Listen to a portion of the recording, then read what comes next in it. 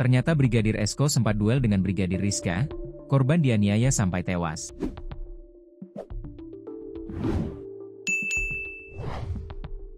Fakta baru tentang kematian Brigadir Esko Fascarelli, anggota Polsek Sekotong, Lombok Barat, Nusa Tenggara Barat, NTB.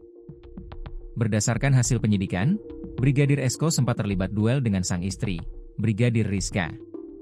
Perkelahian itu membuat Brigadir Esko terluka kena sabetan gunting. Namun, penyebab korban meninggal adalah benturan benda tumpul di belakang kepala yang diduga dilakukan Brigadir Rizka. Wakapolres Lombok Barat Kompol Ika Dekmetria menjelaskan bahwa keduanya sempat bersih tegang. Diduga dipicu perselisihan berlatar ekonomi antara pelaku dan korban, jelasnya dalam konferensi pers, Kamis, 16 Oktober 2025. Pertengkaran keduanya pada Selasa, 19 Agustus 2025, malam berujung pada tindak kekerasan.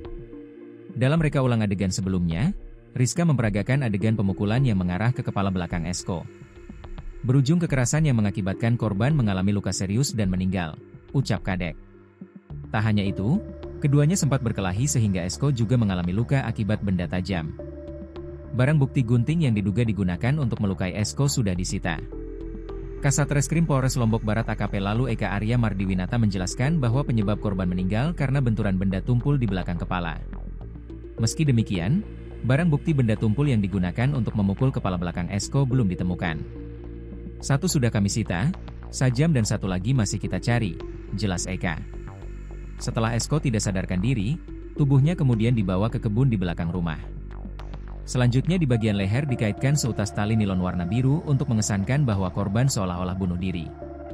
Sejumlah pihak yang turut serta dalam rangkaian kejadian ini sudah ditetapkan sebagai tersangka. Antara lain Amak Sayun, ayah Brigadir Rizka, Nuraini, ibu Brigadir Rizka, Dani, adik Brigadir Rizka, dan Pauzi yang merupakan orang dekat Brigadir Rizka. Turut serta melakukan kejahatan dan dikaitkan dengan sengaja membantu RS, dan sengaja menyembunyikan orang yang sudah melaksanakan kejahatan, terang Eka. 5 tersangka ini dijerat dengan pasal 338 KUHP tentang pembunuhan dan atau pasal 340 KUHP tentang pembunuhan berencana dengan ancaman maksimal pidana mati atau seumur hidup atau paling lama 15 tahun penjara. Dikutip dari tribunlombok.com, 5 tersangka ditampilkan ke publik sebagai bagian dari perkembangan penyidikan saat jumpa pers Kamis, 16 Oktober 2025. Kelima tersangka berdiri dalam satu barisan. Pauzi di paling depan, sedangkan Rizka berada di barisan paling belakang. Raut muka mereka tampak lesu dan kepala tertunduk saat dibawa memakai borgol oleh aparat kepolisian. Ayah korban, Samsul Herawadi, mengaku lega namun belum puas. Ia mendesak agar semua pelaku, termasuk oknum polisi yang disebut dalam kesaksian, segera ditangkap. Sementara itu, rumah Bribtu Rizka di Dusun Nyur Lembang dirusak massa yang marah.